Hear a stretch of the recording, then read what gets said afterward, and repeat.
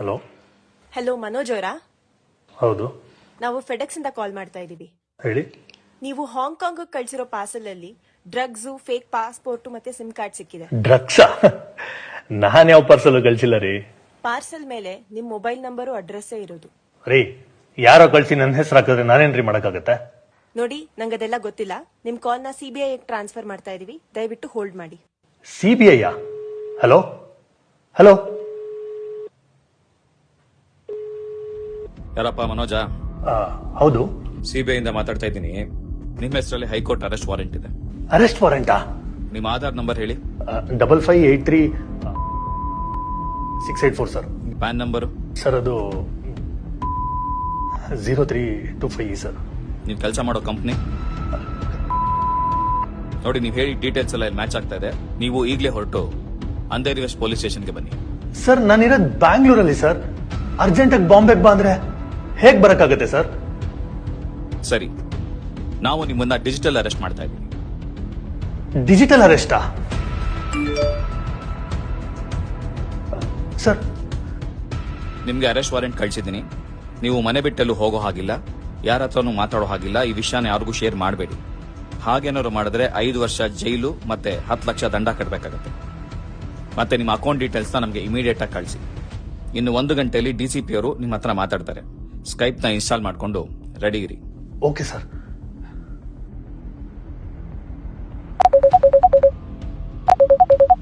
ಏನಪ್ಪ, ನೀನೇನಾ ಮನೋಜು? ಹೌದು ಸರ್. ನಿನ್ ಡೀಟೇಲ್ಸ್ ಎಲ್ಲ ಚೆಕ್ ಮಾಡಿದೀವಿ. ಸಿಕ್ಕಿರೋ ಪಾಸ್ಪೋರ್ಟು, ಡ್ರಗ್ಸು ಎಲ್ಲ ನಿಂದೆ ಅಂತ ಕನ್ಫರ್ಮ್ ಆಗಿದೆ. RBI ರಿಪೋರ್ಟ್ ಕೊಟ್ಟಿದ್ದಾರೆ ನಿನ್ನ ಅಕೌಂಟ್ ಅಲ್ಲಿ ಮನಿ ಲಾಂಡ್ರಿಂಗ್ ಆಗಿದೆ ಅಂತ. ಸೊ ನಿನ್ನ ಡಿಜಿಟಲ್ ಅರೆಸ್ಟ್ ಮಾಡೋಕ್ಕಾಗಲ್ಲ, ಫಿಸಿಕಲ್ ಅರೆಸ್ಟೇ ಮಾಡಬೇಕು. ಲೋಕಲ್ ಪೊಲೀಸ್ ಹೇಳಿದೀವಿ, ಅವ್ರು ಇನ್ನೇನು ಬರ್ತಾರೆ, ಸಹಕರಿಸಿ. ಸರ್ ಸರ್ ಪ್ಲೀಸ್, ಪೊಲೀಸ್ನವ್ರನ್ನೆಲ್ಲ ಮನೆ ಹತ್ರ ಕಳಿಸ್ಬೇಡಿ ಸರ್. ಮರ್ಯಾದೆ ಪ್ರಶ್ನೆ. ಪ್ಲೀಸ್ ಹೆಲ್ಪ್ ಮಾಡಿ ಸರ್. ಅದೆಲ್ಲ ಆಗಲ್ಲಯ್ಯ, ನಮ್ಮ ಕೆಲಸ ನಮಗೆ ಮಾಡಕ್ ಬಿಡು. Sir please help sir.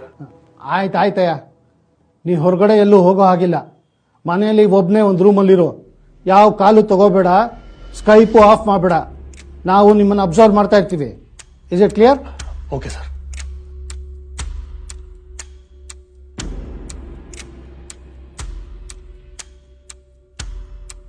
Manoj, full investigation ಆಗಿದೆ.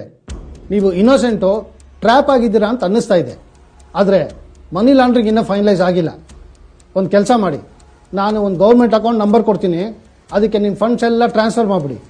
ಮನಿ ಲಾಂಡ್ರಿಂಗ್ ಆಗಿದ್ರೆ ಅದನ್ನು ಡಿಡಕ್ಟ್ ಮಾಡಿ ಬ್ಯಾಲೆನ್ಸ್ ಎಲ್ಲ ನಿಮ್ಮ ಅಕೌಂಟ್ಗೆ ವಾಪಸ್ ಟ್ರಾನ್ಸ್ಫರ್ ಮಾಡಿಬಿಡ್ತೀವಿ. ನಾನು ಇಷ್ಟು ಸಹಾಯ ಮಾಡಬಲ್ಲೆ ನಿಮಗೆ. Okay sir.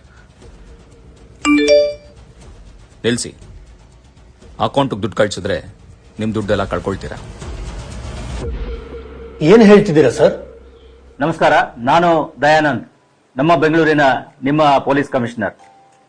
ಇತ್ತೀಚಿನ ದಿನಗಳಲ್ಲಿ ಸೈಬರ್ ವಂಚಕರು ನಿಮ್ಮನ್ನ ವಂಚಿಸಲು ನಿಮ್ಮ ಖಾಸಗಿ ಮಾಹಿತಿಯನ್ನ ಬೇರೆ ಬೇರೆ ಮೂಲಗಳಿಂದ ಪಡೆದುಕೊಂಡು ನಿಮ್ಮನ್ನ VVIP ಕರೆಗಳ ಮೂಲಕ ಸಂಪರ್ಕಿಸಿ ತಾವು ಕೊರಿಯರ್ ಕಂಪನಿಗಳು ಅಥವಾ CBI, ED ಅಥವಾ ಮುಂಬೈ ಪೊಲೀಸ್, ಡೆಲ್ಲಿ ಪೊಲೀಸ್ ಅಂತ ಹೇಳಿ, ನಾರ್ಕೋಟಿಕ್ ಡಿಪಾರ್ಟ್ಮೆಂಟ್ ಅಂತ ಹೇಳಿ ನಿಮ್ಮನ್ನ ನಂಬಿಸಿ ನಿಮ್ಮ ಒಂದು ಯಾರ ಸಂಪರ್ಕವೂ ನೀವು ಬಾರದೆ ಡಿಜಿಟಲ್ ಅರೆಸ್ಟ್ ಮಾಡಿದ್ದೇವೆ ಅಂತ ಒಂದು ಬೆದರಿಕೆಯನ್ನು ಹಾಕಿ, ನಂತರ ನೀವು ಮನಿ ಲಾಂಡ್ರಿಂಗ್ ನಲ್ಲಿ ಅಥವಾ ಡ್ರಗ್ ಸಪ್ಲೈನಲ್ಲಿ ಅಥವಾ ಇತರ ಕಾನೂನು ಬಾಹಿರ ಚಟುವಟಿಕೆಗಳಲ್ಲಿ ಭಾಗಿಯಾಗಿದ್ದೀರಿ ಅಂತ ಹೇಳಿ ನಿಮ್ಮನ್ನ ಹೆದರಿಸಿ ನಿಮ್ಮಿಂದ ಬೇರೆ ಬೇರೆ ಬ್ಯಾಂಕ್ ಖಾತೆಗಳಿಗೆ ಹಣವನ್ನ ವರ್ಗಾವಣೆ ಮಾಡಿಕೊಂಡು ಮೋಸ ಮತ್ತು ವಂಚನೆ ಮಾಡ್ತಾ ಇರತಕ್ಕಂಥದ್ದು ಕಂಡು ಬಂದಿದೆ. ಆದ್ರೆ ಇದರಲ್ಲಿ ಗಮನಿಸಬೇಕಾಗಿರ್ತಕ್ಕಂಥದ್ದು, ಯಾವುದೇ ತನಿಖಾ ಸಂಸ್ಥೆಗಳಾಗ್ಲಿ, ಅದು CBI ಇರ್ಬೋದು, ED ಇರ್ಬೋದು, ಅಥವಾ ಯಾವುದೇ ರಾಜ್ಯ ಪೊಲೀಸ್ ಇರ್ಬೋದು, ಮುಂಬೈ ಪೊಲೀಸ್ ಅಥವಾ ಡೆಲ್ಲಿ ಪೊಲೀಸ್ ಅಥವಾ ಬೆಂಗಳೂರು ಪೊಲೀಸ್, ಯಾರು ಕೂಡ ಈ ರೀತಿ ಡಿಜಿಟಲ್ ಅರೆಸ್ಟ್ ಮಾಡಲಿಕ್ಕೆ ನಮ್ಮ ಕಾನೂನಿನಲ್ಲಿ ಅವಕಾಶ ಇಲ್ಲ ಮತ್ತು ಮಾಡೋದು ಇಲ್ಲ. ಇದೊಂದು ಸಂಪೂರ್ಣ ಸುಳ್ಳು ಮಾಹಿತಿಯಾಗಿರ್ತದೆ ಮತ್ತು ಇದನ್ನ ಕೇವಲ ನಿಮ್ಮನ್ನ ಹೆದರಿಸಿ ನಿಮ್ಮಿಂದ ಹಣವನ್ನ ಕಿತ್ತುಕೊಳ್ಳಲಿಕ್ಕೆ ಈ ರೀತಿ ಸೈಬರ್ ವಂಚಕರು ಮಾಡತಕ್ಕಂತಹ ಒಂದು ವಂಚನೆಯ ವಿಧ ಆಗಿರುತ್ತದೆ. ಆದ್ರಿಂದ ನೀವು ಯಾವುದೇ ಈ ರೀತಿಯ ಕರೆಗಳನ್ನ ನೀವು ಸ್ವೀಕರಿಸಿದ್ದೇ ಆದಲ್ಲಿ, ಯಾರಾದರೂ ಈ ರೀತಿ ನಿಮ್ಮನ್ನ ಈ ಕಾನೂನು ಬಾಹಿರ ಚಟುವಟಿಕೆಗಳು ನೀವು ತೊಡಗಿದ್ದೀರಿ ಅಂತೇಳಿ ಹೆದರಿಸಿ ನಿಮ್ಮನ್ನ ಡಿಜಿಟಲ್ ಅರೆಸ್ಟ್ ಮಾಡತಕ್ಕಂತಹ ಒಂದು ಸನ್ನಿವೇಶ ಉದ್ಭವ ಆಗದಲ್ಲಿ ತಕ್ಷಣವೇ ಆ ಕರೆಯನ್ನ ಕಟ್ ಮಾಡಿ ನೇರವಾಗಿ 1930ಗೆ ಕಾಲ್ ಮಾಡಿ ಎಲ್ಲ ಮಾಹಿತಿಗಳನ್ನ ನೀಡಿದ್ರೆ ಅವರು ಇದ್ರ ಮೇಲೆ ಕ್ರಮ ಕೈಗೊಳ್ತಾರೆ. ಅಥವಾ ನೀವು ಸ್ಥಳೀಯ ಪೊಲೀಸ್ ಠಾಣೆಗೆ ಹೋಗಿ ಅಲ್ಲಿಯೂ ಕೂಡ ಇದರ ಬಗ್ಗೆ ಮಾಹಿತಿಯನ್ನ ನೀಡಬಹುದಾಗಿದೆ.